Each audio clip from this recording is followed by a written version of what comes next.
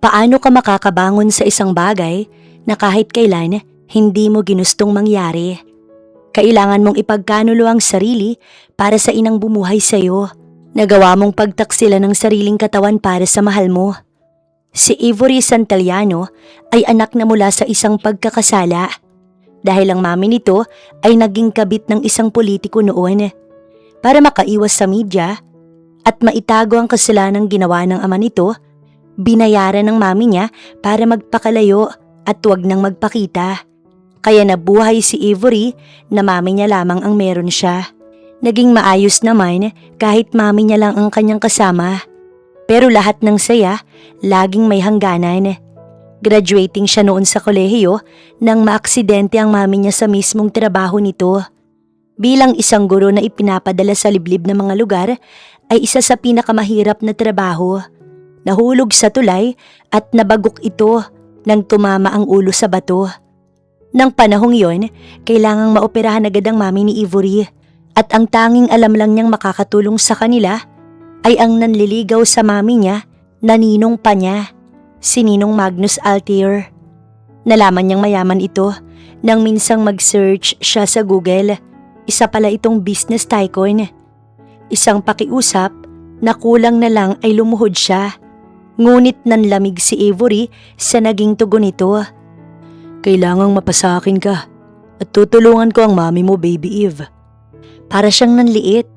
Paano nito naaatim at sabihin iyon kung girlfriend nito ang kanyang mami? Pero dahil wala siyang ibang mahihingian ng tulong, ibinigay niya ang gusto ng kanyang ninong. I double the money. Meet me this evening at my rest house. Bago nito inabot ang isang bundle ng tig-1,000, muli itong nag-usal. Paano niya ngayon sasabihin sa mami niya ang lahat? Ma, papasok po muna ako sa school. Dito lang kayo ha. Babalik din po ako agad ma, after ng klase ko. Bumuntong hininga si Avery. Isinuot niya ang bag at kinuha ang 3 librong magkakapatong sa ibabaw ng monoblock, katabi ng kama ng kanyang mami. Hindi man sumagot ang mami niya. Alam niyang naririnig siya nito. I love you, mami. Bulong niyang sabi. Hinalikan niya pa ito sa noo bago tuluyang lumabas sa hospital room kung saan nakakonfine ng kanyang mami. Habang naglalakad, hindi niya maiwasang mapabuntong hininga. Ang lalim ng buntong hiningang yun. Napatingin siya sa sarili. Isang accountant student. Suot niya ang miniskirt na kulay gray at blouse na puti na ang bandang kwelyo ay gray. Isang pares ng black shoes na ditakong. Nakalugay ang straight at mahaba nitong buhok. May bahid ng kaunting makeup ang muka dahil required iyon sa kanilang school para maging presentable ayon sa kanilang prof. Mabigat ang kanyang dibdib. Mag-iisang buwan na rin kasing naoperahan ng mami ni Avery pero nananatili itong under coma. At 1 buwan na rin matapos niyang maibigay ang sarili sa kanyang ninong Magnus. Matapos ng mga mangyari sa kanila, hindi niya na maiwasang isipin ito mapaaraw o gabi. Oo, alam naman ng dalaga na mali dahil syempre, boyfriend ito ng kanyang mami. Hindi lang talaga niya maiwasan. Parang may humagod na bagay na siyang nagpabara sa kanyang lalamunan. Hinagod niya gamit ang palad ang leeg pababa sa kanyang dibdib. Nang saglit matigil sa pasilyo. Walang tao sa bahaging yun dahil maaga pa. Isa pa, iilan lang ang nagagawi doon dahil iilan lang ang pasyenteng nasa floor na iyon. Kainis, ano ba kasing nangyayari sa akin? Hindi talaga maganda ang mga naiisip ko minsan. Hindi niya na napigilang iusal. Pumasok muna siya sa women's CR na nasa gilid lang niya at inayos doon ang sarili sa harap ng salamin. I know you're tired, okay? Pero hindi ka pwedeng tumigil, Avery. Graduating ka na. March na o kaya kahit mahirap, kayanin mo. Kaya mo to, kayang-kaya mo. Sabi ng dalaga na prenting nakatitig sa harap ng malaking salamin. Palabas na si Avery nang bumukas ang pintuan ng CR. Nagkasalubong at sabay pa nila iyong binuksan at nanlalaki ang mga mata ng dalaga nang makitang nasa harapan niya. Hindi ito nakapagsalita. Nakatitig lang sa lalaking may mapungay na mga mata. He is wearing a black shirt and rag pants. Sa porma nito ay talaga namang napakagwapo. May mumunting balbas ang lumilitaw sa panga nito. Hindi yata naahit ng ilang araw. Humigpit ang hawak ni Ivory sa doorknob at sa aklat na daladala. Matapos ang nangyari sa kanila, hindi niya na ito nakita. Ngayon na lang ulit at paunti-unting sinisira ng taong ito ang maayos niyang paghinga. Hi baby. Ang kalmado nun at ang sarap pakinggan. Ninong, hirap na hirap pa siyang banggitin yun. Bawat lapit nito, napapaatras siya. Hanggang sa narinig na lamang ni Ivory ang pagsara ng pintuan at paglock nun. Nasa room si Mommy. Forget about your mom. Ikaw ang pinunta ko, baby. Sa kakaatras niya, bumangga na siya sa pader. Wala na siyang aatrasan pa. Pero, nanlaki na naman ang mata ng dalaga nang ikulong siya nito sa magkabilang braso. Ninong, late na ako sa school. Ihahatid kita. Just kiss me first. 4:00 ng hapon ang labas ni Ivory sa university. Kinokopya lang ng dalaga ang ilang lessons sa whiteboard dahil kakaalis lang ng kanilang professor. Ang ilang classmate nito nagsialisan na at ang ilan nagdadaldalan na lamang. Minamadali niya ang pagsusulat para makauwi agad. Uuwi siya at magluluto tsaka pupunta ng hospital. Doon siya natutulog araw-araw simula nang makoma ang kanyang mami. Happy birthday, Ivory. Napahinto ang dalaga sa pagsusulat nang may tumabi sa kanya at siya'y binati. Paglingon niya, naabutan niyang lalaking nakatunghay sa kanya. Nakatingin at nakangiti ito sa kanya. Na-awkward naman siya sa klase ng titig nito. Hindi naman kasi sila close o classmate na dalawa pero sa kanya talaga ito nakatingin. Ha? Mas ngumiti pa ito lalo kaya lumitaw ang mapuputi at pantay-pantay nitong ngipin. Happy birthday sa'yo. Di ba birthday mo ngayon? Pwede bang umattend sa party mo? Magiliw nitong sabi. Oo nga pala, nakalimutan niya na birthday pala niya ngayon. Paano niya yung nakalimutan? Siguro dahil sa daming problema kaya ganun. Salamat pero paano mong nalaman ang birthday ko? Hindi naman kita kaibigan o classmate. Hinawakan nito ang dibdib. Aray naman, ang sakit naman nun Ivory Maria Santillano. Ngumuwi pa ang mukha nito na akala mo'y may masakit talaga. Nagtataka siya, hindi naman kasi niya ito friend at higit sa lahat, hindi naman sila classmate. Accounting siya at yung suot nito pang-engineering. Wait, before ka matakot sa akin, magpapakilala muna ako sa iyo ng maayos. Ako si Jack Escobar. Nakagraduate na sana last year pero dahil sa back subject nandito pa rin ako. Nanatili ang tingin nito sa kanya. Medyo naasiwa siya sa titig nito. Hindi siya komportable sa atensyon na ibinibigay nito, lalo pat may ilang classmates siya na parang pinapanood sila. Tumango na lang si Ivory at tinapos ang ginagawa niya. Wala na sana siyang balak na pansinin pa ito, pero inakbayan pa kasi nito ang likuran ng upuan niya at dinungaw ang notes niya. Kinabahan siya't nainis dahil sa sobrang closeness na ginawa ng taong to. Pwede ba akong pumunta sa party mo, Eve? Mahina nitong tanong. Bumuntong hininga siya at iniligpit na ang mga gamit na nagkalat sa desk niya. Buti na lang at kaunti na lang ang natirang kokopyahin niya sa board. Hanapin niya na lang yun sa library o internet kaysa naman patuloy siyang kulitin ng taong to. Mukhang mayaman at mayabang. Kung makadikit sa babae, knowing na hindi sila masyadong magkakilala, nakakatakot na. What if kung magkaibigan pa sila pero wala siyang balak makipagkaibigan dito? Hey! Aalis ka na. Nakatingala ito sa kanya. Sinukbit niya ang bag at niyakap ang kanyang mga libro. Pasensya na, kailangan ko na kasing umuwi. Wait, hindi niya na pinatapos ang sasabihin nito at naglakad na palabas ng room. Pero bahagya siyang nagulat nang hawakan nito ang kanyang braso. Sandali lang, Eve. Ano ba? Hindi niya na maiwasang mainis. Tinaas naman ito ang dalawang kamay bilang pag-surrender. Oh, okay. Sorry kung medyo na-offend ka sa kilos ko. I just wanna make friends with you. That's all. Naging mahinahon ang boses nito. Tapos may patawag-tawag pa itong Eve. Ivory ang kanyang pangalan. Ayaw niya namang maging rude dito. Kahit na presko ang taong to, kung kaibigan ng habol sa kanya, ay okay lang naman. Lilinawin ko lang Mr. Escobar. Hindi ako tulad ng babaeng iniisip mo. Hindi ako mayaman. Hindi ako dapat ang kinakaibigan mo. Dahil hindi tayo magka-level sa buhay. Kaya please lang, tigilan mo ko. Tinalikuran niya ito dahil nakita niya ang pagbabago ng ekspresyon ng mukha nito sa kanyang sinabi. Expected niya na iyon, kaya tinalikuran na lang niya ang lalaki. Ang sungit mo naman, Eve. Ano ngayon kung hindi ka mayaman? Hindi problema sa akin yun. Gusto ko lang na maging kaibigan ka. Napahinto siya at nilingon ito. Nginitian siya nito pero hindi na nakalitaw ang ngipin.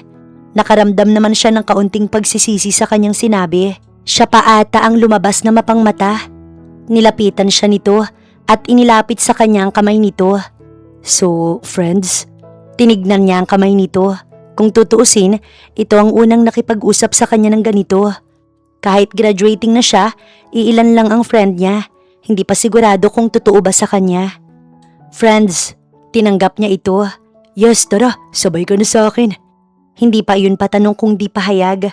Umiling agad siya at naglakad palabas ng university. Sinabayan naman siya nito. Wag na, okay lang ako. Wala ka na bang klase? Wala na, pauwi na rin naman ako kaya hatid na kita. San ka ba? Ngumuso siya. Nagji-jeep lang siya pauwi. Kanina lang siya nagkotse dahil sa kanyang ninong Magnus. Hanggang ngayon ay humahagod pa rin ang kakaibang pakiramdam na yun sa kanyang kaugat-ugatan. Hindi niya alam kung bakit iyon ganun magsalita, samantalang noon naman hindi iyon masyadong palasalita. Malapit na sila sa front gate nang huminto siya at hinarap ito. Sa susunod na lang siguro, kaya ko namang umuwi na mag-isa. Napakamot naman ito sa batok. Bakit? May susundo ba sa'yo? Naku, wala. Avery. Napalingon ng dalaga sa pinanggalingan ng baritonong boses na tumawag sa kanyang pangalan. Agad sumipa ang puso niya nang matanawan sa labas ng gate ang kanyang ninong. Nakatayo ito sa gilid ng itim nitong sasakyan. Ang mga estudyante na nasa labas ng gate ay nakatingin dito. Ang iba naman, sinisipat ang magara nitong sasakyan. Pero anong ginagawa nito dito? Napaawang ang labi ni Ivory. Ninong Magnus? Sino yan? Dinig niyang tanong ni Jack. Ivory, come here. Utos nito. Nilingon niya ang ninong niya saglit at saka tiningnan ulit si Jack para magpaalam. Sige Jack, alis na kami. Pahakbang na siya nang hawakan nito ang braso niya para pigilan. Pwede ko bang kunin ang number mo, Eve? Ha? Kasi? Pero nagulat siya nang hawakan ng ninong niya ang kanyang braso.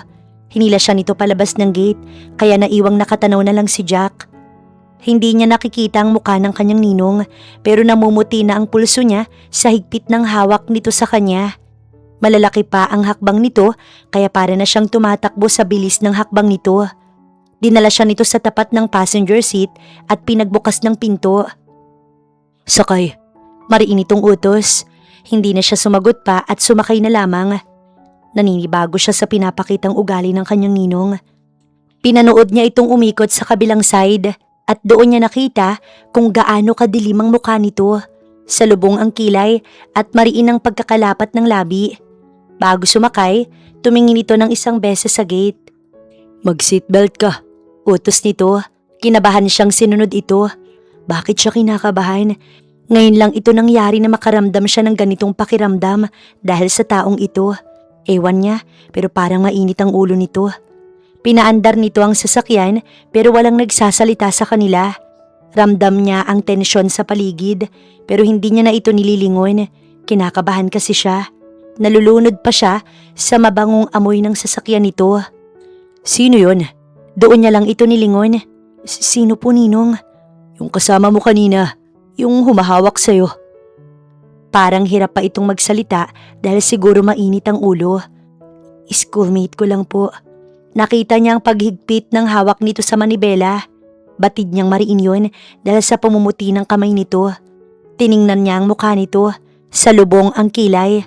Nakakatakot ang aura nito. Para itong galit o naiinis. May nagawa ba siyang mali? Ngayon niya palang nasilayan ang galit na ninong Magnus niya. Hindi siya sanay dito. Nakagat niya ang pang-ibabang labi habang tinitingnan niya ito. Next time, makita ko pang hinawakan ka niya. Puputulan ko siya ng kamay. I assure you that. Napaiwas siya ng tingin. Nag-iigting ang bagang nito sa galit. Nagsiselos ba ito? Natakot si Ivory sa banta na iyon ng kanyang ninong. Ano bang problema kung may humawak? Tsaka nakikipagkaibigan yung tao, walang masama dun. Humigpit ang hawak ni Ivory sa mga libro niya na nasa kanyang kandungan. Ang bilis pa ng tibok ng kanyang puso. Minsan niya ding kinurot-kurot ang daliri dahil sa hindi maipaliwanag na kaba. Nangangawit na nga ang leeg niyang nakapirming nakadungaw sa bintana. Hindi na siya titingin dito, baka makita niyang salubong ang kilay nito. Nakakatakot. Hanggang sa marinig niyang tumikhim ang kanyang ninong. Avery, mababa't baritono nitong tawag sa kanya. Kaninang umaga may baby pa, pero ngayon wala na. Mukhang nahimasmasan na. Yes po, ninong. Talagang nanginig pa ang kanyang boses. Gusto niya tuloy ipikit ang mga mata. Nangunot ang noo nito. Nawala na rin ang kaninang salubong na kilay. May paper bag sa likod. Kunin mo. Tumalima siya at nilingon ng backseat. Andoon nga ang sinasabi nitong paper bag. Ito po ba? Sinulyapan siya nito saglit. Para sa'yo yan. Happy birthday. Napatitig siya dito at napaawang ang labi. Ha? Bahagya siyang ngumuso at pinaikot ang manibela. So yan, regalo ko sa'yo. Di ba birthday mo ngayon? Alam ko it's your 20th birthday, right? Tumahipang kaba sa kanyang dibdib. Muntik na naman niyang nakalimutan. Kanina na ipaalala na ni Jack tapos nakalimutan niya. Ngayon, ipinaalala ulit ng kanyang ninong. Hindi na kasi niya naisip yun, lalo na't yung pera na mula sa ninong Magnus niya naubos na sa kanyang mami. Yung natira sa kanya ay barya na lamang. Nag-aalala nga siya kung saan siya kukuha ng pangbayad sa huling exam nila nitong darating na mga araw. Last na yun sana. Nag-aalala talaga siya, kaya kahit birthday niya, hindi niya na iniisip. Pero, ang mahal naman na to. Bahagya itong tumawa. Kakaiba ang dating ng tawa nitong yun at ngayon lang siya nakarinig ng ganong tawa na parang nakakaakit. I don't accept no for an answer. At saka regalo ko yan. You deserve it. Buksan mo na. Bigla siyang nakaramdam ng saya at pananabik. Wala naman sigurong masama kung tatanggapin niya yun. At isa pa, kaarawan naman niya ngayon. Salamat po, Ninong. Magalang niyang sabi. Nakita niya lang ang pag-angat ng dulo ng labi nito. Tiningnan niya sa kanyang kandungan ng paper bag. Binuksan niya iyon at tiningnan ng loob. Hindi niya naman maisip kung anong laman nun. Inilabas niya ang kahon at gano'n na lang ang panlalaki ng mata niya nang mapagtanto ang iniregalo nito sa kanya. Isang brand new cellphone, ang latest na labas ngayon na iPhone. Nilingon niya agad ang lalaki at tahimik na nagmamaneho. Ang mahal po na to. Akin po ba talaga to? Seriously? Hindi mo ba gusto? Ha? Ano kasi, hindi naman po sa ganun. Ang ganda-ganda nga po na to. At hindi pa ako nakakahawak ng ganito. Kaya lang kasi, masyado po itong mahal. Bahagya itong tumawa. Akala ko kung ano na. Avery, don't mind about the price. I'm working. At wala lang talaga yan. Huwag ka lang ma-offend pero maliit na amount lang sa akin yan. Don't worry too much. Mas matutuwa ako kung ma-enjoy mo yan. At isa pa, college girl ka. Kailangan mo yan. Diba sinabi mo sa akin na naibenta mo ang phone mo nung maaksidente ang mami mo? Sa bagay pero may kaunti pa rin siyang hiyang nararamdaman. Wow sa kung wow naman kasi ang regalo nito. Binalik niya ulit ang kahon sa paper bag. Salamat po, Ninong. Nakasave na nga palang number ko dyan. Meron na rin akong number mo. Just in case na may kailangan ka, tawagan mo lang ako. Okay po. Parang tambol na sa pagtalo ng kanyang puso. Ang OA lang. Hindi naman siya nakakaramdam ng ganun noon. Pero ngayon, para siyang ewan na pati pakiramdam niya, hindi niya na maintindihan. Tumigil sa isang supermarket ang sasakyan ng kanyang ninong. Nagtaka si Avery kung bakit ito dumaan doon. Nagulat siya nang buksan nito ang pinto sa kanyang gilid. Bakit po ang awkward sa side niya na tawaging ninong ang kanyang ninong? Paano ba naman ay may naganap sa kanila? Tapos ninong pa rin ang kanyang tawag. Kaso ayaw naman niya itong tawaging Magnus. Doble ang edad nito kaysa sa kanya. Pero ang hot pa rin ito kahit na nasa mid-40s na ito. Like her mommy Vika. Sana magising na ito. Sasama ka? Umiling siya. Nagtataka kung bakit sila dumaan doon. Okay, hintayin mo na lang ako dito. Saglit lang to, baby. Tumambol ng malakas ang puso niya. Tinawag na naman siya nitong baby, kagaya kaninang umaga. Nasa 20 minutes din siguro itong nasa supermarket. At paglabas nito, marami nang dala. May mga groceries na ipinalagay nito sa backseat. Tahimik lang itong pumasok at umalis na rin sila. Ayaw niya nang magtanong kung kanino yun. kung aanhin dahil sobrang dami. Ilang saglit na pagmamaneho ulit at tumigil na naman ang kotse nito sa isang Red Ribbon shop. Sasama ka ba, baby? Umiling ulit siya. Hinayaan niya lang ito sa gustong gawin. Nakita niya mula sa bintana ng kotse na dumaan ito sa isang shop.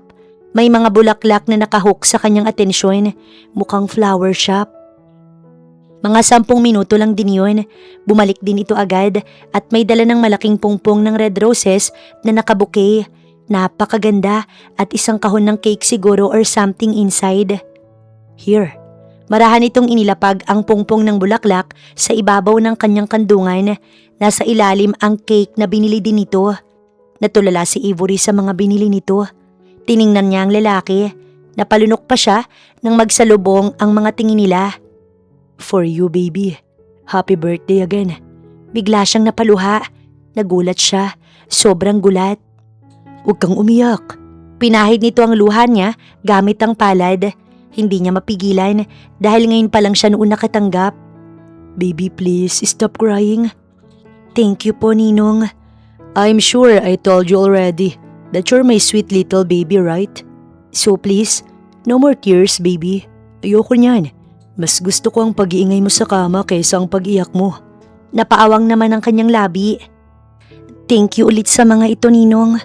Nahihiyang tumingin si Ivory sa lalaking prenting nakaupo sa harap ng mesa sa kusina. Hindi kalakihan ng bahay nila ng kanyang mami. Isang bungalow lang yun, nakatas ng pagtatrabaho ng kanyang mami ng ilang taon. Ang kagandahan sa bahay nila ay hindi ito inuupahan dahil sarili nila itong lupa. May aircon, may 2 bintana sa sala, may 2 kwarto, isang CR at kusina. Tama lang din ang laki sa kanila ng kanyang mami. Kadalasan siya lang mag-isa dito. Noong maayos pa kasi ang mami niya at nagtatrabaho pa ito. Every Sunday afternoon ang alis nito at Friday evening na ang uwi. Dahil malayo ang lugar na tinuturuan nito. May private naman na pwedeng pasukan kaso hindi kalakihan. Naisip din kasi ng mami niya na hindi kakayanin kapag sa private. Bukod sa nag-aaral siya, ito lang din ang kumakayod sa kanila. Magnus, baby, yun ang sabi ko sa'yo noon pa. Stop calling me Ninong. Tumigil ito sa pagsubo ng pansit palabok at binalingan siya nito na nasa tapat lang ng kinauupuan nito. Kung ganun, stop calling me baby rin. Ivory ang pangalan ko kaya Ivory ang itawag mo. Matatag niyang sabi. Napalunok pa ang dalaga nang sunod-sunod para tanggalin ang kung anong bumara sa kanyang lalamunan. Tumingin ito sa kanya. Iniwas niya ang mata para hindi magtama ang kanilang mga paningin. Parang bigla tuloy siyang nabusog kahit kakaunti pa lang naman ang kanyang nakakain. May cake, palabok, pizza, pasta, may lechon manok, kare-kare at afritada. Sobrang dami ng in-order nitong pagkain sila lang namang 2. Kung sana gising na ang kanyang mami, matitikman din ito ang mga iyon. Kaso hindi niya alam kung kailan pa ito magigising, kung may balak pa bang gumising. Miss na miss niya na ang kanyang mami. Sumasagot ka na sa akin? Nakakunot ang noon nito. Ayoko lang na marinig ni mami na tinatawag mo kong ganyan. Nalukot bigla ang mukha nito at agad na tumayo. Sinundan niya ito sa sala. Lagi na lang umiiwas sa tuwing sinasabi niya ang tungkol sa kanyang mami. Wala ba itong pakialam?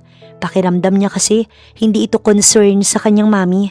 Parang baliwala lang rito ang kalagayan ng kanyang mami. Mahal mo ba talaga ang mami ko? Napaatras si Ivory nang lumingon ito sa kanya. Kulang na lang magdugtong ang kilay nito. Alam kong hindi mo mahal si mami, kaya bakit mo siya niligawan? Ayokong masaktan si mami. Siya lang ang meron ako. Siya lang ang pamilya ko. Kaya ayoko siyang nakikitang sinasaktan siya ng mga kagaya mo, Magnus. Hindi ito sumagot at alam niya na wala itong balak na sagutin siya.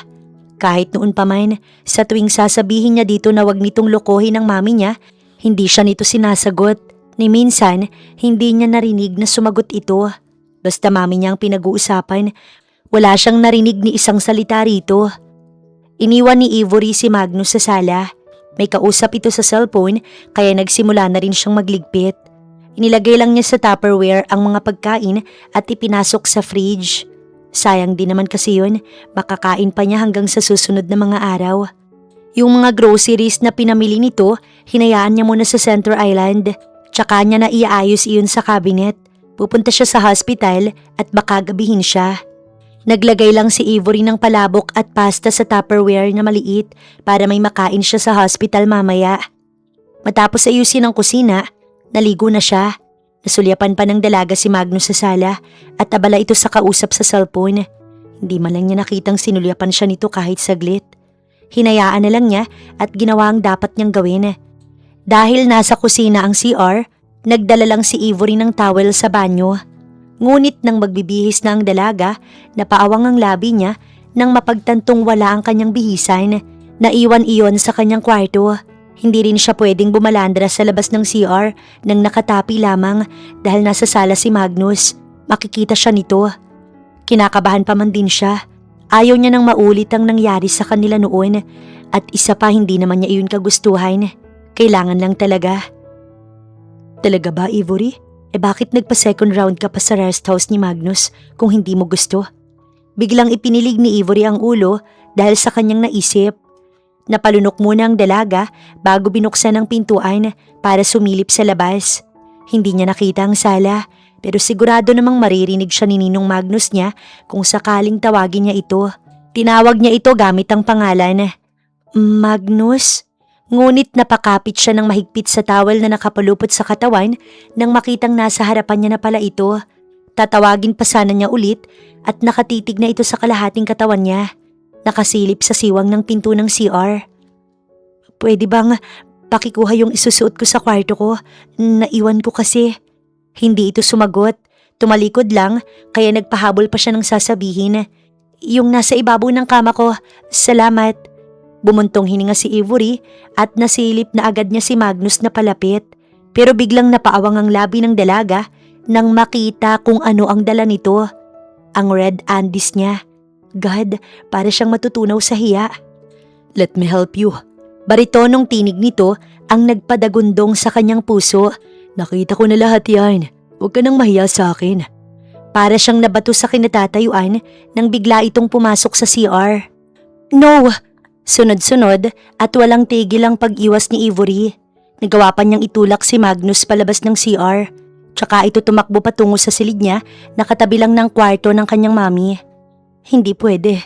Natagan, kailangan niyang pigilan ng sarili. Bawal, hindi pwede dahil boyfriend ito ng kanyang mami. Kabog ng puso niyang naririnig. Kinailangan pa ng dalaga na huminga ng malalim para patigilin ang pagwawala nun. Pero nakailang hinga na siya, hindi man lang mapawi-pawi. Naluluha siya. Ano itong nagawa niya? Hindi na tama itong pakiramdam niya. Is she in love with her Ninong Magnus? Paano niya ito nagawa sa kanyang mami? This is a big mistake. Napakalaking kasalanan para sa kanya. Marahang pinadaos-dos ni Ivory ang likod sa sinasandigang pintuan. Napaupo siya sa sahig, hawak ang puting pawel na nakapulupot pa rin sa katawan niya. May mumunting tubig sa mata niya. Paano niya ngayon ipapaliwanag sa mami niya ang nangyari? Isang hikbi habang nasa ganoong ayos. Baby, tawag mula sa labas ng pinto, kasabay ng mahinang katok. Umalis ka na. Naroon pa rin ang hikbi. Hindi niya mapigilan ang sariling maiyak. Are you crying? Open the door. No, umalis ka na. Mag-usap tayo. Buksan mo ang pinto. Tama na, pwede ba? Umalis ka na. Muli na namang sigaw niya, ngunit sunod-sunod na katok pa rin ang sagot nito. Malakas at galit na boses ang sumunod. Open this door, Ivory. Kung ayaw mong wasakin ko to. Nagbabantayon, hindi siya gumalaw sa kinauupuan niya. Open the door now. Hilam ng luhang mata niya. Tumayo si Ivory at marahan iyong binuksan. Tumambad ang galit na mukha ni Magnus. Ano bang kailangan mo? Bakit mo to ginagawa? Wala ka naman nun. Okay naman ako, okay lahat pero dumating ka. At bumalik ka dito sa San Ignacia. Nagkagulo na. Huminga ito ng malalim pero hindi nagsalita. Hindi man lang sumagot. Bakit, Magnus? Bakit ako pa? Magbihis ka na. Lalabas lang ako. Patalikod na ito nang hawakan niyang malaki nitong braso. Sagutin mo ko. Kailangan ko ng sagot mo. Tinitigan siya nito mula ulo hanggang paa na para bang kinakabisa nito ang bawat parte ng katawan niya. Bakit? Kapag ba sinagot ko ang tanong mo, sasagutin mo rin ang itatanong ko? Hindi niya ito maintindihan. Binitiwan niya ang kamay nito at tumalikod. Sa labas lang ako. Umalis ka na. Sambit ng dalaga. Sumagap ito ng hangin bago sumagot. Hihintayin kita. Pupunta ka sa mami mo, right? Ihahatid na kita. Hindi na ako bata. Kaya ko na ang sarili ko, kaya pwede ba umalis ka na? Mapait siyang ngumiti. I'll wait you outside. Napalunok ito. Alam niya dahil sa galaw ng Adam's apple. Tsaka ito tumalikod. Hindi na rin niya sinagot para lumayas na ito sa harapan niya. Sinadya ni Avery na tagalan ng pagbibihis. Paglabas ni Avery, si Magnus agad ang bumungad. Nakasandig ang ulo nito sa headboard ng upuan at nakapikit. Ilang sandali siyang nakatayo sa tapat nito na pinakakatitigan ng binata. Kasing edad lang ito ng mami niya kaya bagay sila. Maganda rin kasi ang kanyang mami. Ang tangos ng ilong nito at tila inahit ang kilay. Ang haba ng pilik mata at may kissable lips. In short, pangarap niya ang ganoong muka. Pero hindi si Magnus dahil pagmamay-ari na ito ng kanyang mami. Kaya kahit pa alam niya na may nararamdaman siya, kailangan niyang itago iyon o di kaya ay burahin niya. Bakit pa kasi nagkagusto siya dito? Bakit kay Magnus pa? Lumapit si Avery at marahan itong tinapik pero hindi ito gumising. Mukhang tulog nga. Magnus? Pero naunahan si Avery ng tunog ng cellphone nito. Nasa center table lang yon kung saan nakapatong ang magkabila nitong binti. Kinuha ng dalaga ang cellphone at siya ang sumagot. Number lang at hindi yun nakaregistered sa cellphone nito. Nag-aalangan niyang pinindot yun. Mr. Alistair, pasensya na po sa istorbo. This is St. Gabriel Hospital. Kailangan po namin kayo dito ngayon. Nagising na po si Miss Alice Santillano. Tinig ng babae ang nasa kabilang linya. Tumambol ang kanyang puso. Anak niya po to. Papunta na po ako. Nanginginig na sagot niya dito. Gising na ang kanyang mami. Pinasadahan niya si Magnus. Gising na rin pala ito at nakatitig ito sa kanya. Nangangatalang labi niya sa gulat. Masaya siya. Sobrang saya. Pero bakit may parte ng puso niya na nagluluksa? Gising na si mami. Anya, hindi ito sumagot. Hindi nito pinuputol ang tingin sa kanya. Tara na. Anya, para pukawin ito sa kung anong iniisip. Magpalit ka dun. Pero natigil ang paghakbang niya sa kamay nitong pumulupot sa kanyang bewang. Pero gising na si mami at, I don't care. Magpalit ka dun ng damit mo. Tigilan mo ko, Magnus. Ngunit bago pa man siya nakahakbang, bigla siyang hinarap nito sa dako ng binata at binuhat na parang isang sakong bigas pabalik sa kwarto. Naguhulakbot at nagsisisigaw man, wala na siyang nagawa nang itapon siya nito sa ibabaw ng kanyang kama. What are you doing, Magnus? Papalitan ka.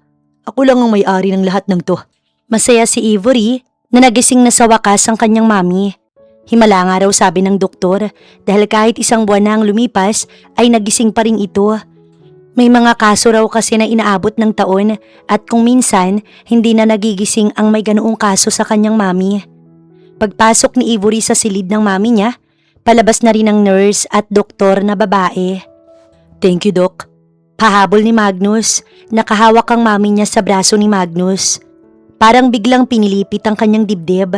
Ang sakit nun, para siyang maiiyak. Umiwas siya ng tingin. Tinitigan na lang niya ang mukha ng kanyang ina at pinilit na ikinintal ang ngiti sa kanyang labi. Mami, tsaka niya ito niyakap. Anak, Avery. Naluha siya nang marinig ang boses nito. Salamat po't gising ka na. Alam mo bang miss na kita, Mami? Humigpit ang yakap niya rito. Hinaplos nito ang likod niya at marahang nagsalita. Salamat sa iyo, anak. Sabi ni Doc halos dito ka na tumira sa hospital para bantayan mo ko. Siyempre po, mahal kita, Mami. Nagkatawanan pa sila. Thank you. Sabi nito sa binata. Hindi niya kayang tagalan ng sandaling iyon kaya siya na ang umiwas. Anak, saan ka pala kumuha ng pera pambayad sa surgery at lahat ng gastos? Sabi ni Doc okay na raw lahat ng bayarin natin at may iilang balance na lang. Ang mahal ng surgery, anak, at naka-private pa ako. Tiningnan niya si Magnus. Kay Ninong po. Anya, pinasadahan nito ang lalaki. Really? Ikaw ang nagbayad? Nakangiti nitong sabi. Hindi sumagot si Magnus at para maibsan ang sakit na nararamdaman, lumabas muna siya ng silid at nagdahilan na lang sa mami niya para ito ay pumayag. Parang gusto niyang sumigaw, isigaw lahat ng sakit na nararamdaman niya. Sobrang sakit at parang hindi niya na kayang tagalan pa. Pero hindi rin kasi pwedeng malaman ng mami niya na gusto niya si Magnus dahil ayaw niya itong masaktan. Di bali nang siya na lang ang magtiis ng sakit kaysa ang ina niya na walang ginawa kundi ang mahalin siya ng walang katumbas. Umakyat sa rooftop ng hospital si Ivory. Tuwing gabi at kapag nababagot siya sa kwarto, umaakyat siya dito. Mas masarap ang hangin mula sa labas kaysa sa lamig ng aircon sa kwarto ng kanyang mami, kaya lagi siyang nandito. Paglabas niya ng pinto, tumambad ang napakaraming bituin sa langit. Mabuti na lang at nakajag siya at nakajacket ng makapal. Iyon ang ipinampalit ni Magnus sa kanina niyang suot. Ito talaga ang pumili ng suot niya. Nakatulong naman dahil hindi siya nilalamig. Isinuot ni Ivory ang hood ng jacket niya at sumandal sa railings ng building. Ang ganda ng gabi, punong-puno ng bituin ng langit. Bumuntong hininga si Ivory nang nakapikit. Sana kagaya siya ng bituin, payapa lang at walang ibang inaalala. Kumikinang-kinang lang sa langit. Ilang sandali siyang nasa ganoong ayos nang mag-vibrate ang kanyang cellphone. Nasa bulsa iyon ng suot niyang jacket. "Where are you?" Nanlaki ang mga mata ni Ivory nang mabasa ang nakaregistered na pangalan sa kanyang cellphone. Baby ang nakalagay. Hindi siya nakareply kaya tumawag ito. Hindi niya sinagot at kinansel. Nag-type din siya ng reply. "Bakit mo ko hinahanap? Diyan ka muna kay mami. Gusto ko lang mapag-isa saglit." Ipapasok niya na sana ang cellphone sa bulsa nang muli iyong mag-vibrate. "Huwag mong hintayin na ipapaging pa kita. Sisiguraduhin kong buong pangalan mo at may baby sa dulo para malaman ng lahat na akin ka. Tell me, nasan ka?" Bigla siyang natakot. Sira ulo ba yun kapag nalaman ng mami niya masasaktan yun? "Fine, nandito ako sa rooftop ng hospital, magpapakamatay." Bigla itong tumawag, sinagot naman niya. "Ivory? Ivory?" Hindi siya sumagot, natatawa siya sa klase ng boses nito. "Hey, answer me please, Ivory baby. Huwag kang magbiro ng ganyan." Napahalakhak siya nang marinig ang hingal na hingal nitong boses. In-off niya ang cellphone, at least kahit kaunti ay mabaliw naman ito, hindi pwedeng siya lang. Pero biglang natigil ang tawa niya nang lumagapak pabukas ang pinto sa rooftop at sa isang kisap mata lang nahawakan na siya ni Magnus. Nagulantang pa ang dalaga nang siilin siya nito ng halik sa labi. "San ka galing anak?" "Dyan lang po ma, nagkasabay lang po kami ni Ninong sa pasilyo." Hirap na hirap pa si Ivoring sabihin iyon dahil ang kamay ni Magnus dahan-dahang umaakyat patungo sa kanyang jacket. Umatras si Ivory para makaiwas sa loko-lokong lalaking nasa likuran niya. Umupo siya malayo kay Magnus. Paanan banda ng kanyang mami. Nangayayat talaga ang kanyang mami at namumutla din. "Happy birthday anak." Nagulat si Ivory, naalala pa ng kanyang mami ang kaarawan niya. "Salamat po mami. Pasensya ka na ha, wala kang handa." Tumingin siya sa ina matapos kunin ang Tupperware na nasa dalang bag. "Meron po ma, eto po." Tsaka ipinakita ang dala niyang pagkain. Tumingin ito kay Magnus, nasa tabi lang ng kanyang mami. Humawak ito sa kamay ng binata. Heto na naman, parang pinipilipit na naman ang kanyang sikmura. Iniwas ni Ivory ang mata para itago ang sakit na nararamdaman niya. Nagsiselos siya at para siyang pinapatay ng dahan-dahan dahil doon. "Thank you for taking care of my daughter. Hindi ako nagkamali ng pagpili sa'yo. Napakaswerte naman ni Ivory sa'yo." Tumikim si Ivory at tumayo patungo sa banyo. Kung ganito lagi, baka bata pa lang siya magkasakit na siya sa puso. Ayaw niyang makita na masaya sila pero mami niya yun at mahal na mahal niya ang kanyang mami. Pero bakit napaka-selfish naman ang mga iniisip niya? Bakit napakasama niyang anak sa isipang ayaw niyang makita na masaya ito kay Magnus? Tumulo ang luha niya sa mata pero sinundan niya iyon ng hilamos para hindi mapansin ng dalawa sa labas. Nagpupuna siya ng muka gamit ng tissue nang bumukas ang pintuan ng banyo. Nagulat si Ivory. Si Magnus ang nakatayo sa tapat ng pinto. Patuloy na dumadaloy ang luha sa mata niya kahit na tinutuyo niya iyon ng tissue. Pumasok ito at hinawakan ng kamay niya. Dalawang mga kamay niya. Bumagsak ang balikat niya at pigil na umiyak. Ayaw niyang marinig ng mami niyang nangyayari. Hindi nagsasalita si Magnus. Nakahawak lamang ito sa kanya at siya'y tinititigan. Gusto niya itong bulyawan, sigawan at murahin dahil kasalanan ni Magnus kung bakit siya nagkakaganito. kung bakit siya nababaliw ngayon, kung bakit niya nararamdaman ang lahat ng sakit na ito. This is the first time na umiyak siya sa isang lalaki. Nasaktan siya sa isang lalaki at nababaliw siya sa isang lalaki. Bitiwan mo ko. Madiin ngunit pabulong niyang sabi, pero hindi ito natitinag.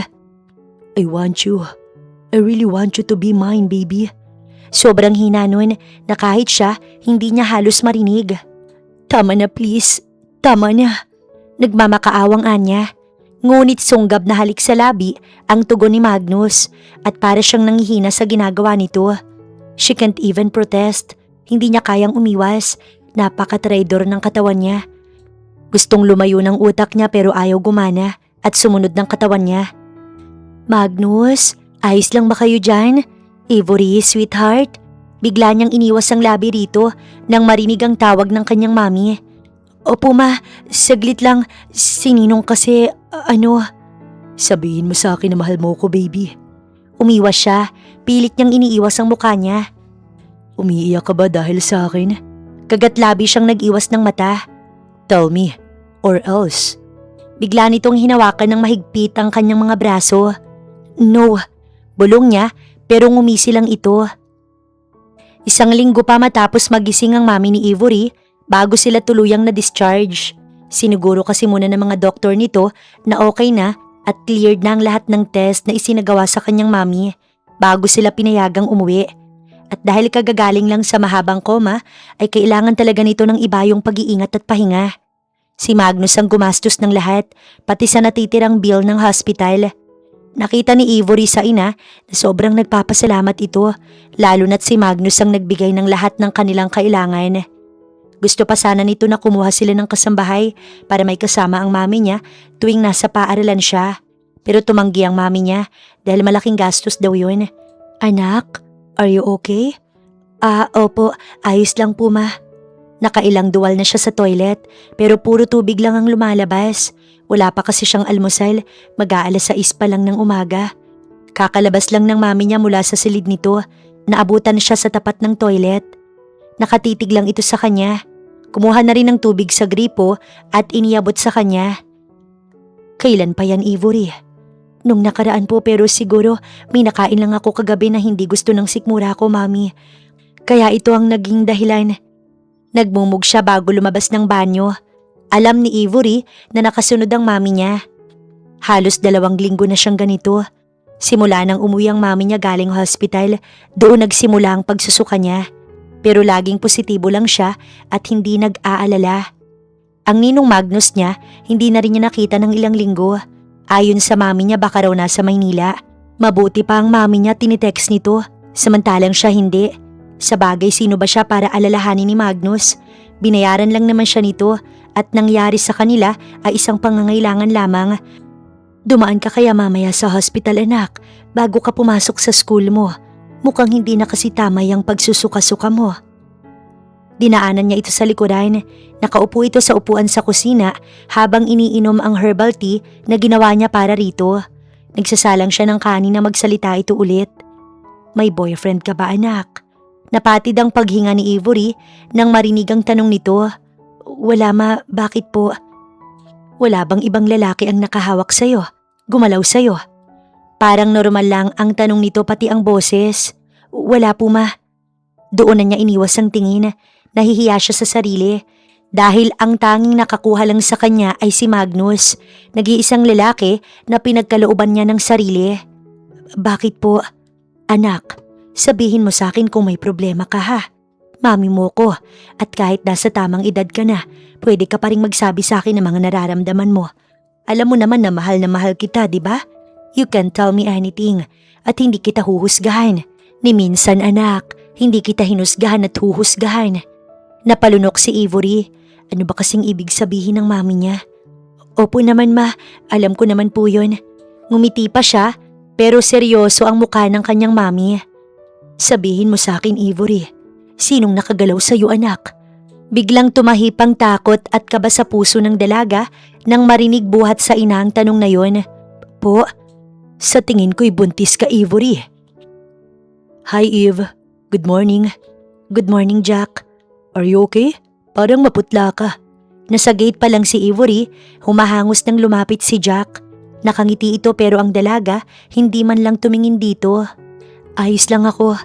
Biglang tumigil si Ivory sa paglalakad nang humarang si Jack sa kanyang nilalakaran. I think you're not. Look at you, namumutla ka. Itinuro pa nito ang mukha niya. Hinampas niya iyon ng kamay niya tsaka ito nilagpasan. Okay lang ba na? Jack, is that okay? I'm not in a mood para makipagkulitan. So please lubayan mo muna ako. Tumigil sa paghabol ang lalaki at hindi na rin ito nakasagot pa. Lalo na at lakad-takbo ang ginawa ni Ivory matapos niya iyong sabihin. Problemado siya. Hindi niya alam kung anong gagawin niya. Mukhang tama ang mami niya. Dahil 2 buwan na ngayon na wala siyang dalaw at hindi naman siya ganun. Regular ang kanyang dalaw at hindi iyon nadedelay. Ngayon lang niya naalala na hindi pa pala siya dinadatnan. Paano niya sasabihin ng tungkol sa kanya at kay Magnus? Masasaktan ng mami niya. Masasaktan yun ng sobra. At kagagawan niya yun. Siya ang may gawa oras na masaktan ito. Lutang at tila wala sa sarili si Ivory sa klase. Naroon nga siya pero yung isip ng dalaga lumilipad at malayo na rin ang narating. Wala talaga siya sa mood lalo na sa problema na kinakaharap niya. Si Jack ay hindi na rin lumapit sa kanya buong araw. Mas okay yun kaysa ang mangulit ito. Pero habang patungo sa gate ng maglabasan sa hapon, nakita niya ito sa gilid ng gate, mukhang may hinihintay. Pagdaan niya ay ngumiti ito. Jack is handsome, matangkad, maputi at marami ring nagkakagusto. Alam niya dahil kasama niya ito minsan, marami ang nagpapa-charming na mga students, pero hindi niya type ang mga kagaya ni Jack. Para sa kanya ay weak ang ganoong aurahan. Gusto niya ang kagaya ni Magnus, hard at masyadong astig. Eve, pwede ko bang makuha ang number mo? Nauutal pa ito. Nakonsensya siya kanina dahil tinaasan niya ito ng boses. Kaya para makabawi, ibinigay niya na lang din ang numero rito at nakipag-usap sandali. Ngunit habang kausap ni Ivory si Jack, napatigil ito sa pagsasalita. Nakatingin sa bandang likuran niya ang binata. At bago pa nakahuma si Ivory, may humapit na sa bewang niya tsaka ito bumulong. Naalala mo ba ang sinabi ko last time? Tumambol ang puso niya sa narinig ng boses na lalaki. Sa 1 linggong hindi niya ito nakita, sobra niyang namimiss ang boses nito. Pero tumahip agad ang takot sa puso niya nang malingunan niyang masama ang titig na ipinupukol nito kay Jack. Sige Jack, mauuna na ako. Siya na rin ang humila sa braso ni Magnus. 2 kamay pa ng dalaga dahil hindi niya mahawakan kapag isa lamang. Ang laki kasi ng pulso. 2 braso niya na ang 1 braso pa lang nito. Tara na. Bulong niya nang hindi ito matinag sa kinatatayuan nito. Sumunod naman ito. Pagpasok nila ng sasakyan, nilingon pa ni Magnus ang lalaki. Hayaan mo na siya. How can I ha? Ilang beses ko niyang nakikita na kausap ka. Kaya paanong hayaan? Ang diin ng salita nito. Naiinis siya. Naiinis siya sa inaasal nito. Anong pakialam nito? Bakit kapag ba ito ang gumagawa nun, nagiging ganito ba ang kilos niya? Kaibigan ko lang si Jack. Lalaki ako at alam kong may gusto ang isang lalaki sa babae o wala. Look at him. Kulang na lang maghugis puso ang mata niya. Hindi niya na ito sinagot. Wala rin naman kasi siyang magagawa kahit makipagtalo pa siya dito. Hindi na namalaya ni Ivory na nakatulog na pala ito. Sa pagod at pagiging buntis nito kaya mabilis lang din siyang nakatulog. Nagising si Ivory, iba na ang kanyang paligid. Napabalikwas siya ng bangon, ihing-ihi na rin siya. Kaya imbis na magtaka kung nasaan siya, CR ang una niyang hinagilap. Mabuti na lang at may CR sa mismong silid kung saan siya nakahiga. Pero bigla siyang natigagal nang tumambad si Magnus na nasa jacuzzi bathtub nang siya ay pumasok. Wala itong suot na pang-itaas. Lalabas sana si Ivory nang maagap siya nitong naabutan sa pinto ng CR. Where do you think you're going, ha? Napapikit siya nang lumandas ang kamay nito sa kanyang pisngi. Bakit ako nandito sa bahay mo? Uuwi na ako, Magnus. Sa palagay mo, papayagan kitang makalabas sa CR? Napalunok ang dalaga. Hinila siya nito patungo sa loob ng jacuzzi. Hindi niya matanggihan, hindi niya kayang tanggihan. Para siyang batang sumusunod lamang ng walang pasubali, ni hindi siya nagpaprotesta. Magnus, paano si Mami? Magnus, please, sagutin mo ko. Shh! Sumunod ka na lang sa akin, baby. Kasalanan mo to. And this is your punishment. Sinabi ko na ayoko nakikitang kausap mo ang Jack na yun. Pero hindi ko. Sige na, baby. Sumunod ka na sa akin. Napahilamos ng mukha si Avery. Eto na naman. Kasalanan na naman. Ano bang gusto mo? Ano ba talaga ang pakay mo? Tinuhog mo kaming dalawa ni Mami. Ano bang gusto mo, Magnus? Sa tindi ng inis ni Avery, dahil sa naulit na naman ang kasalanan niya, hindi na siya nakapagpigil. Nauna siyang lumabas ng CR. Nagtagal pa kasi ng ilang minuto si Magnus doon. Nakapagbihis na rin siya. Mabuti na lang at hindi nabasa ang mga damit niya. Tumigil ito sa pagpupunas ng buhok gamit ang gray na body towel. All I want is you, baby. Ang kalmado pa rin ang boses nito sa kabila ng pagsigaw na tanong niya. Nakagat ni Avery ang ibabang labi nang madako ang mata niya sa ibaba nito. Napalunok ang dalaga. Talaga bang nakaya niya yun? Kaya pala para siyang napilay kung maglakad ay parang nanganak. Umiwas siya rito. Natawa si Magnus. Mukhang alam nito kung bakit siya naglipat ng direksyon ng mata. Ano ba talagang relasyon mo kay Mami? Kung mahal mo si Mami, bakit mo siya sinasaktan? Nanghihina ang kanyang boses. Bumagsak rin ang mangilang-ilang luha sa mata niya. Huwag kang lumapit. Nakita ni Avery na hawakan siya nito sa likod kaya siya'y umatras. Sinasaktan mo si Mami at sinasaktan ko na rin siya dahil sa'yo. Wala akong sinasaktan. Alam yun ng Mami mo. Alam? Wala nga siyang alam na niloloko natin siya eh. Tsaka hindi na rin ito sumagot pa. Hinayaan na lang din niya. Kinuha niya ang mga gamit at tumingin sa labas ng bintana. Padilim na. Kailangan niya nang umuwi. Baka hanapin na siya ng kanyang Mami. Ang taong to, gustong-gusto sana niyang yakapin. Pero kasi galit siya, diba? Hindi ito nagsalita kahit naglakad pa siya patungo sa pinto. Hinintay niyang pigilan siya nito pero walang boses na nagsasalita. Nag-aalangan siya. Dahil noong nakaraang linggo pa niya hinahanap ang amoy at presensya nito. Hindi niya nga alam kung ano ba itong nararamdaman niya. Bubuksan niya na ang pinto ng silid nito pero ibinaba niya bigla ang dalang mga aklat at hinarap si Magnus. Pero gulat na gulat si Avery nang makitang nasa likod na pala niya ito. Nakapagbihis na rin, pati ito'y nagkaroon ng kaunting gulat nang lumingon siya. Pupulutin sana nito ang mga aklat niya nang biglang iapos ni Avery ang mga braso sa malaki nitong katawan. Hanggang dibdib lang talaga siya ni Magnus. Are you okay? Naramdaman ng dalaga ang kamay nito sa likod niya. Napapikit siya sa mga hagod na iyon. Baby, gusto mo bang umupo muna?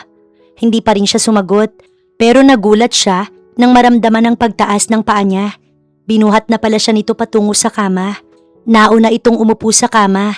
Isinandig ang likod sa headboard bago siya nito dinala sa dibdib nito. Do you feel that?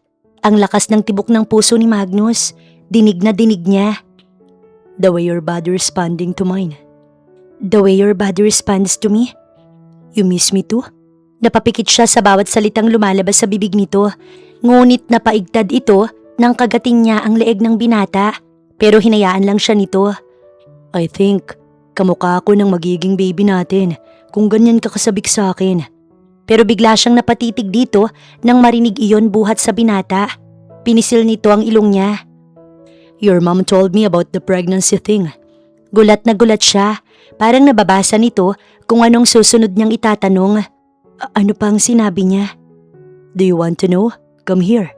Magnus, please, sabihin mo kung ano pang sinabi ni Mami. Pero ngumiti lang ito at binigyan siya ng mamunting halik sa buhok, labi at leeg niya. Bakit ngayon ka lang? Kasi pasok. Madiing sabi ng Mami ni Avery. Nasa tapat ito ng pintuan nang siya'y bumungad. Tahimik na lang siyang dumaan sa gilid nito matapos magmano dahil kita ng dalaga ang galit sa mukha nito at sa tono ng boses. Mag-aalas 10 na ng gabi pero ngayon palang nakauwi si Avery. Nakatulog kasi ito habang nakayakap kay Magnus, hindi man lang siya ginising. Umalis ka na. Napalingon si Avery. Nasa tapat ng pintuan si Magnus pero hindi ito pinapasok ng kanyang Mami. Alam mo kung anong kasalanan mo kaya wag kang magtangkang magsalita. Hindi man ito sumigaw pero yung tono ng boses ng Mami niya halatang galit na galit. Dumiretso si Avery sa silid niya at nagbihis. Nag-aalangan pa siyang lumabas. Alam niya kasi na kapag galit ang Mami niya, galit talaga ito. Ipinapakita at ipinaparamdam nito yun. Nakakain na rin naman na siya. Habang pauwi sila ay natakam siya sa pizza kaya binilhan siya ni Magnus at 2 slice na lang ang natira nang isara niya ang box. Nasa kama si Ivory at nagbubuklat ng libro nang kumatok sa pintuan ng kanyang mami. Mag-usap tayo. Istrikto nitong sabi. Ibinaba niya ang aklat at tahimik na sumunod rito palabas ng kanyang silid. Naabutan niya itong nakaupo sa upuan sa kusina at may tubig sa harapan nito. Nangangalahati na ang laman ng baso. Ganyan ka na ba kawalang respeto sa akin, Ivory? Kahit ang tumawag o mag-text sa akin kung nasan ka, hindi mo man lang nagawa? O naisip man lang?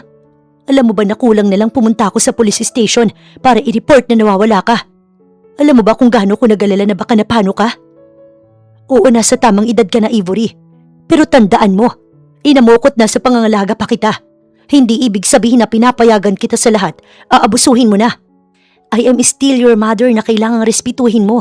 Mahirap bang sabihin na, Mami, gabi na akong uuwi dahil kasama ko si Ninong Magnus. Ma'am, mauna ka nang matulog kasi na kay Ninong Magnus po ako. Mahirap ba yon? Mahirap bang sabihin sa akin ng totoo, anak? Patak ng luha ang sunod-sunod na kumawala sa mata ni Ivory. Respeto lang sa mami mo, Ivory, para hindi ako kinakabahan na baka kinuha ka na ng daddy mo. Napatingin siya dito na may hilam ng luha ang mga mata. Po, bumuntong hininga ito at ininom ang natitirang tubig sa baso. Alam mo nakabit ako ng daddy mo, right? Hindi ko yun ginusto, anak. Napakabata ko pa noon nang manligaw siya sa akin. Akala ko'y single siya dahil yun ang sabi niya.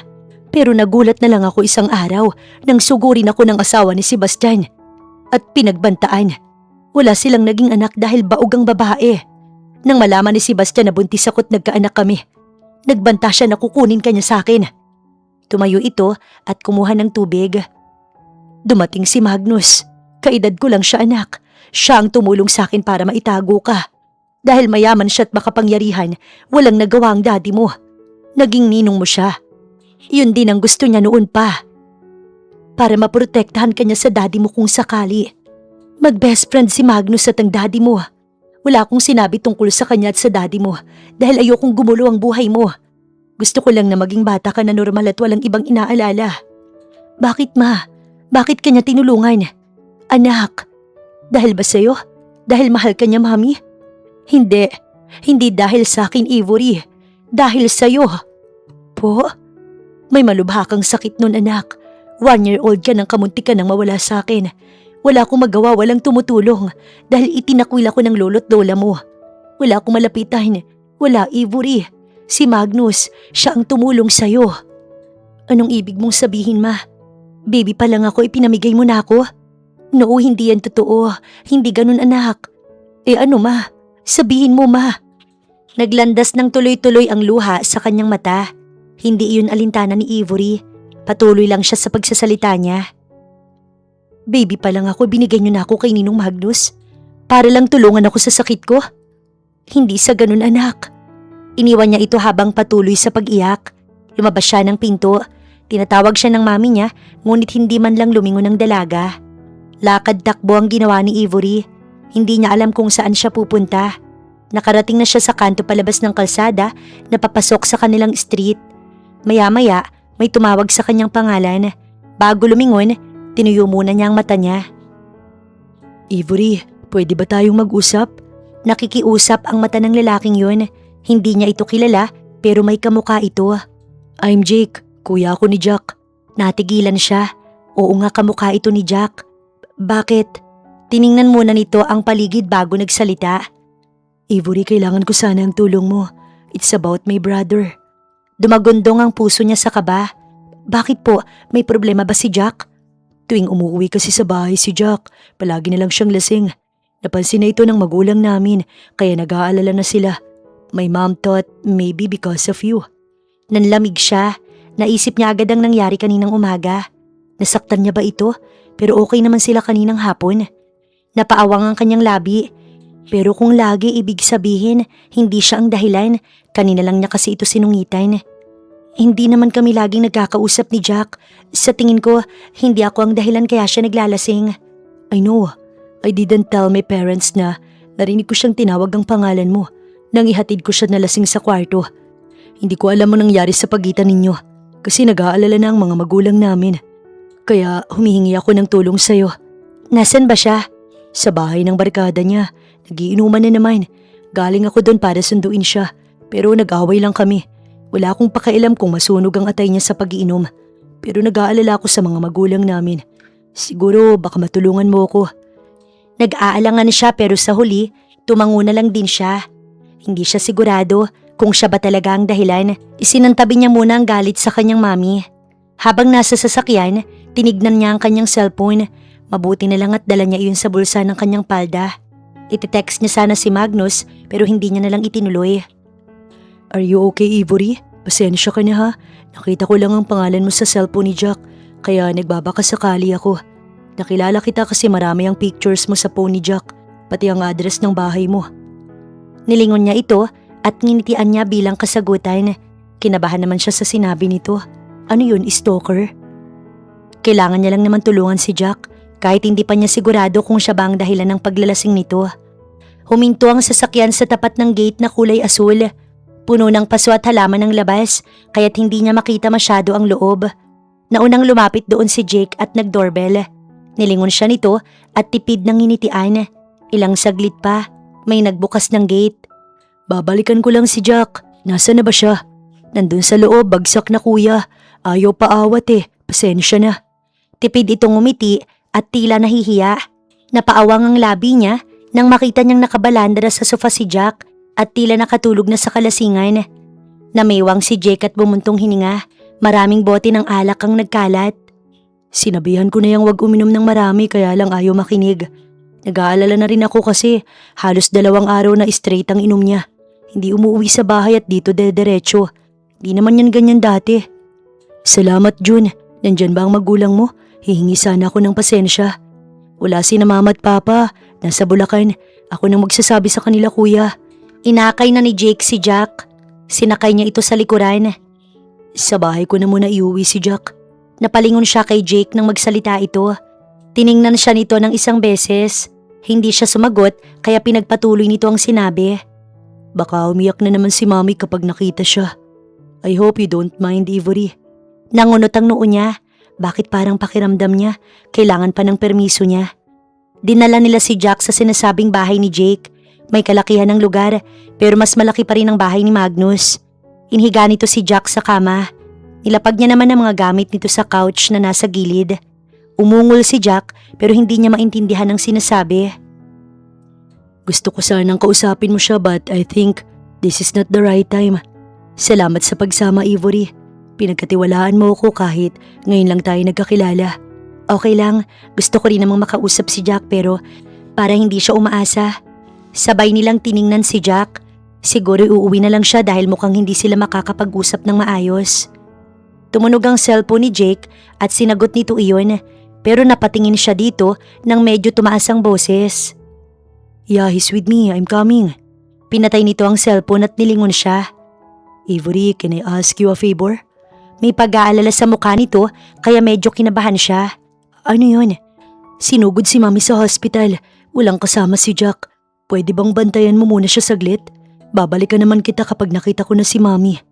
Sige, ako na munang magbabantay. Sabi niya kahit nag-aalangan pa.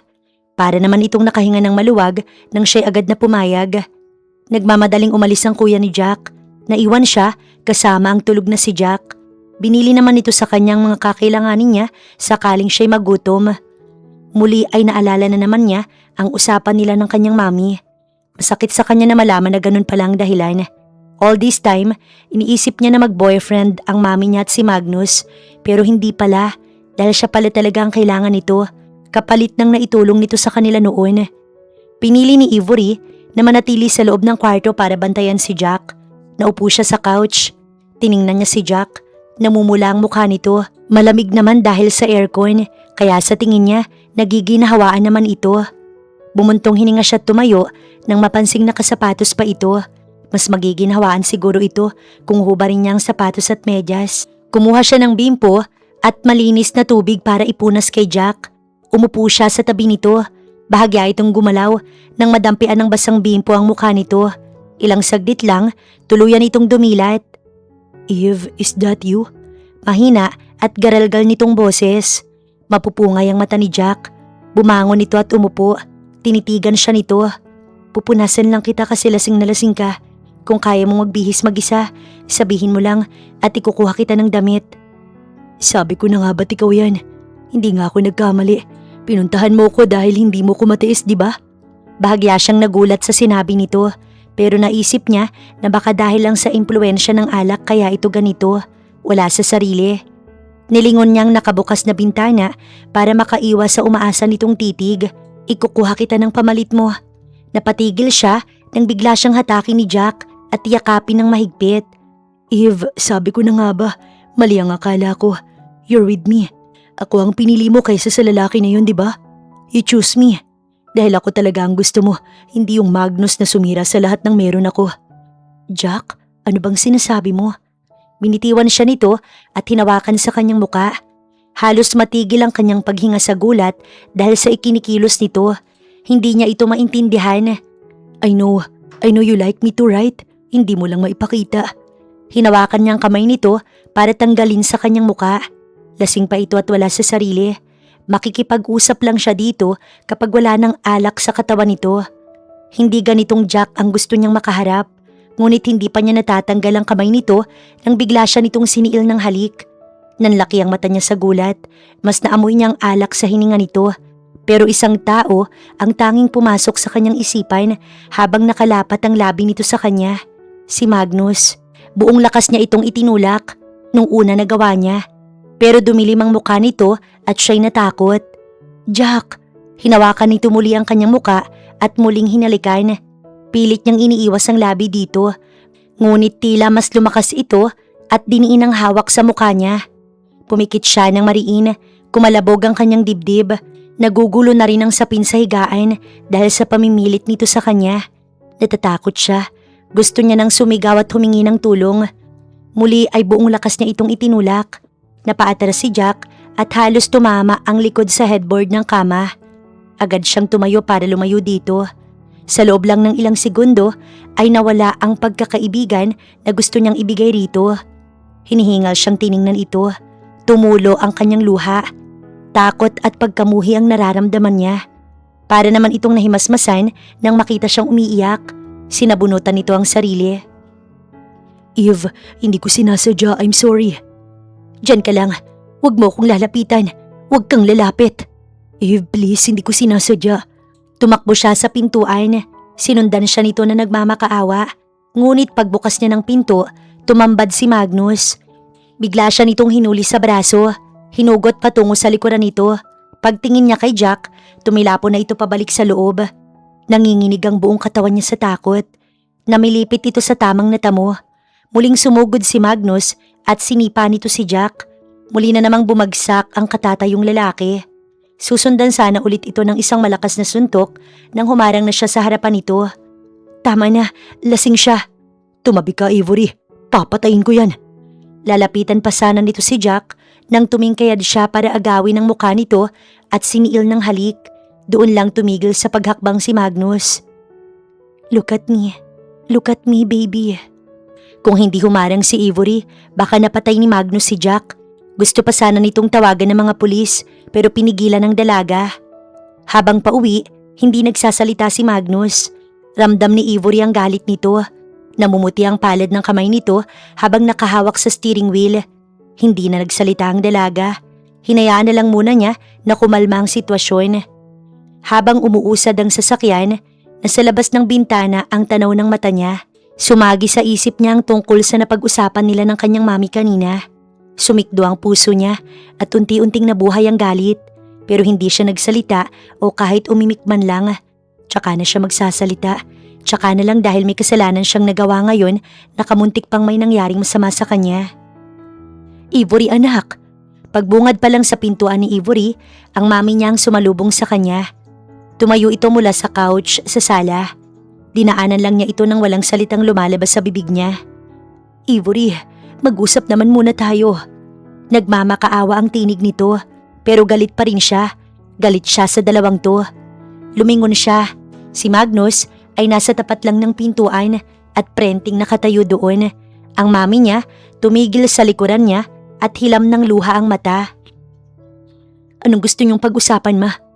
Ang nangyari ba sa akin kanina? O ang tungkol sa kung paano mo ko pinamigay? Pinasadahan niya si Magnus. Walang reaksyong makikita sa mukha nito.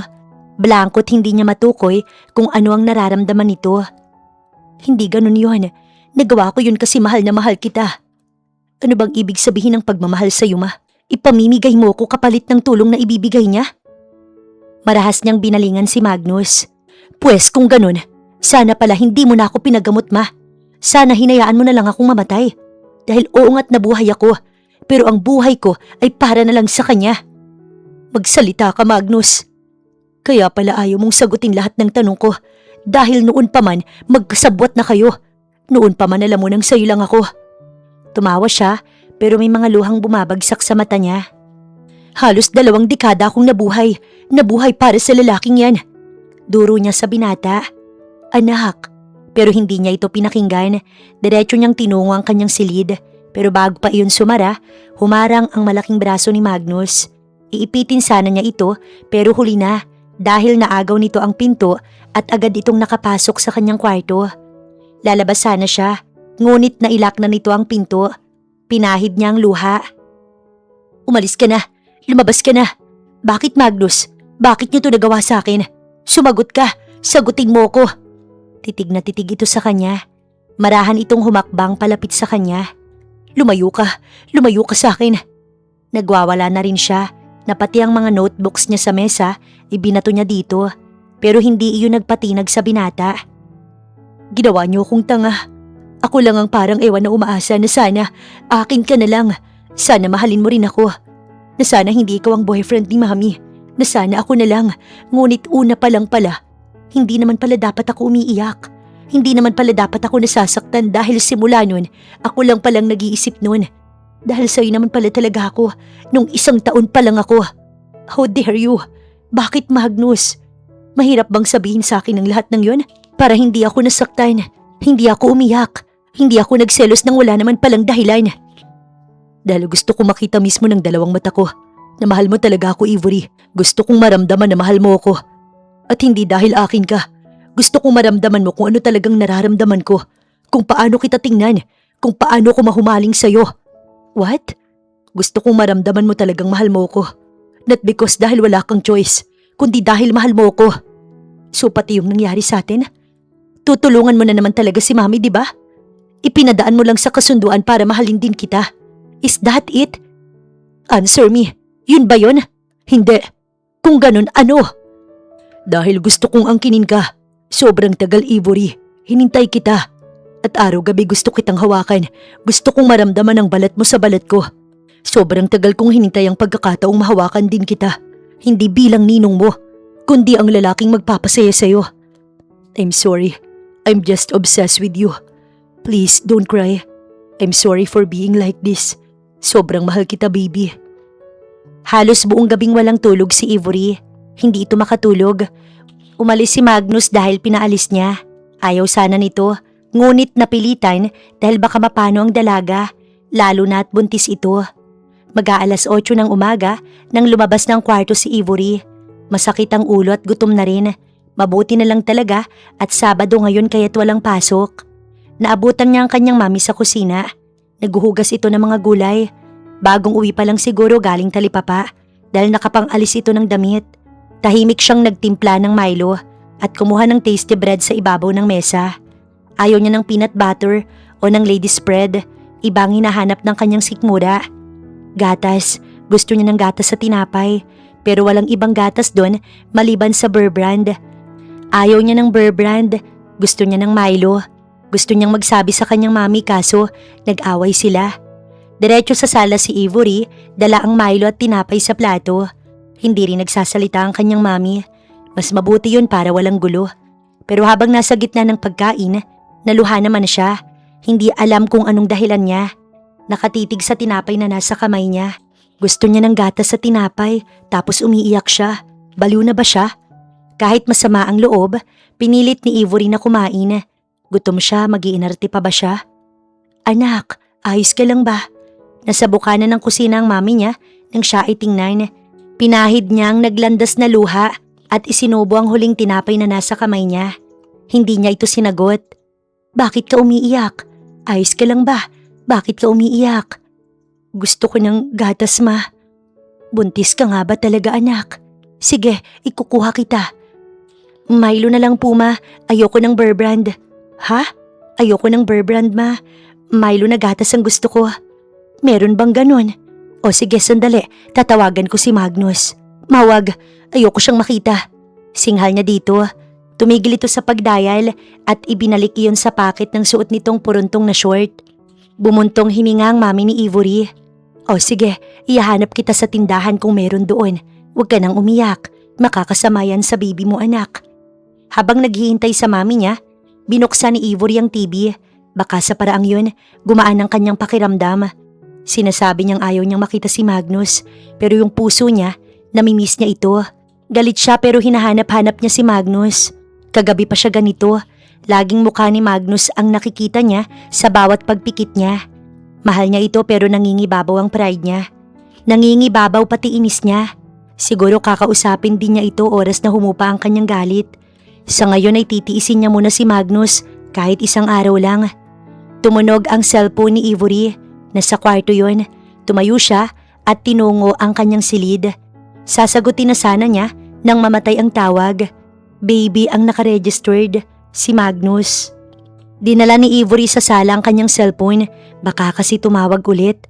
Marami na rin palang message ang hindi niya nabasa. 21 message. Lahat ay galing kay Magnus. I'm sorry baby, I love you, I miss you. Pwede na ba akong pumunta dyan? I really miss you. Kaninang 6 AM lang yun, ang dami pang mensahe at puro I love you na lang lahat at sorry. Pumatak ang kanyang luha. Kahit kasi siya namimiss niya na ito, tawagan na lang kaya niya. Pero kasi baka sabihin nito na madali lang pala siyang magpaamo. Ibinaba niya sa ibabaw ng mesa ang cellphone pero bigla iyong nagring. Ngumiti si Ivory nang makita kung sino ang tumatawag. Hello po ma'am, this is SPO1 Cabral. Kayo po ba ang anak ni Sir Magnus Alester? Bigla siyang natakot. No, girlfriend niya ako. Bakit, anong nangyari?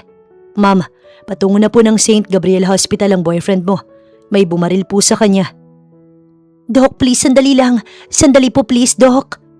Just a second, Doc. Nakangiti pa si Magnus nang magsalita ito. Naabutan ni Ivory na papasok na ng ER ang stretcher na kinahihigaan ni Magnus. Walang humpay ang pag-agos ng luha sa mata niya. Shh! Huwag ka nang umiyak. Kahit puno ng dugo ang mga kamay nito, ay ngumiti pa rin ito sa kanya. Baby, huwag ka nang umiyak. Pero hindi niya mapigil, hindi niya maawat ang ampat na pagluha. Dalawa ang tama nito, nasa balikat at tagiliran. Hirap na rin itong huminga. I love you.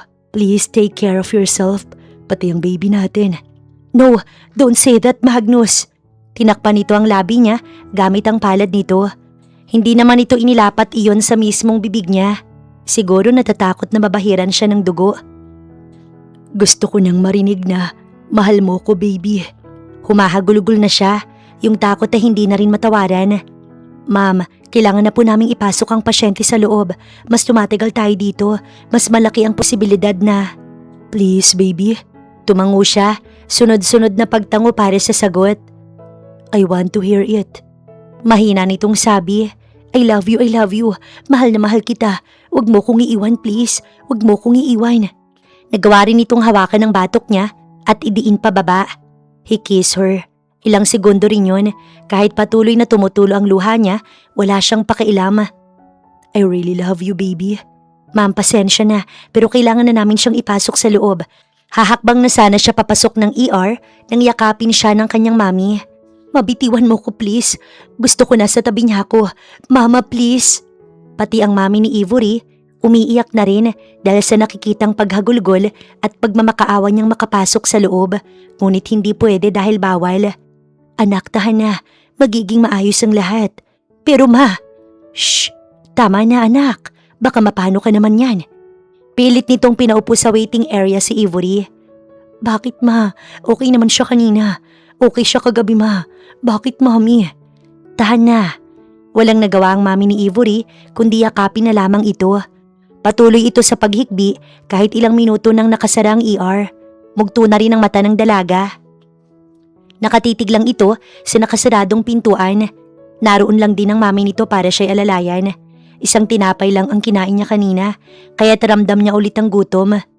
Hindi pa nga niya nainom yung Milo na natimpla niya at naiwan na lang sa bahay nila. Mahal mo na ba talaga si Magnus? Opo, ma. Sinabi niya sa akin, anak, na may nangyari sa inyo. Nang magising ako, sinabi niya ang lahat. Tumulo ang luha nito.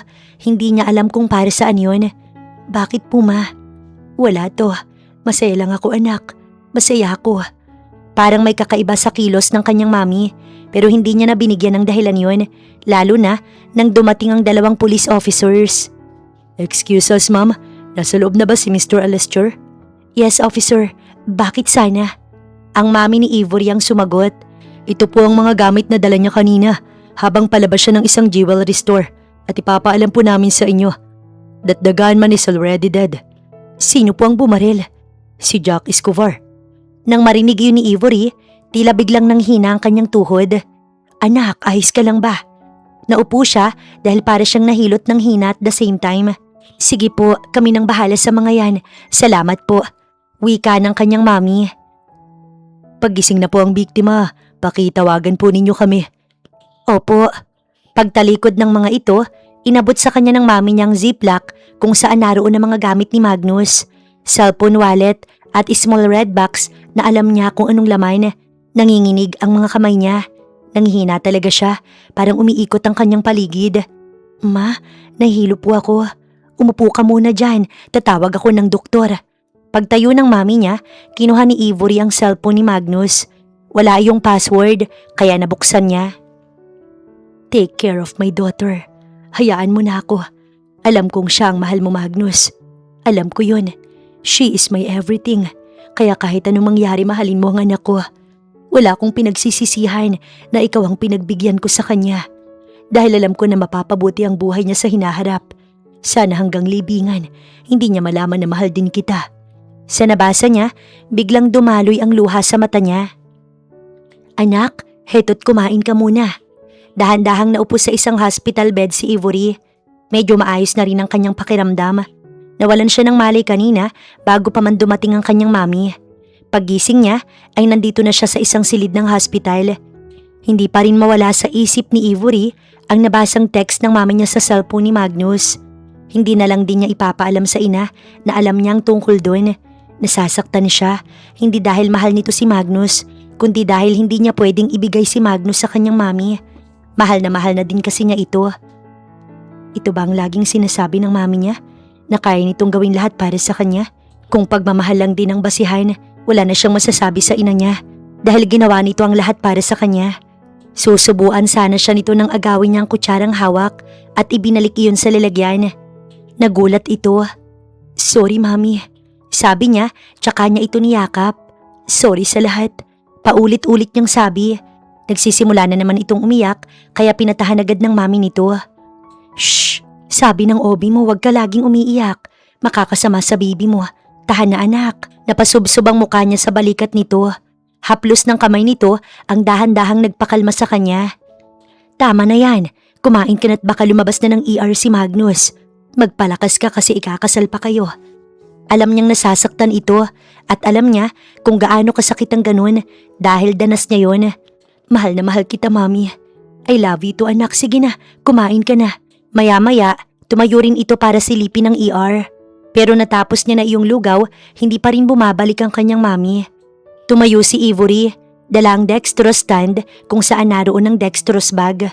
Mula sa kinatatayuan ng dalaga, nakita niya ang kanyang ina. May kausap itong lalaki na matangkad at kamukha niya. Sumikdo ang puso niya. Ito kaya ang daddy niya? Wala na tayong dapat pag-usapan. Umalis ka na.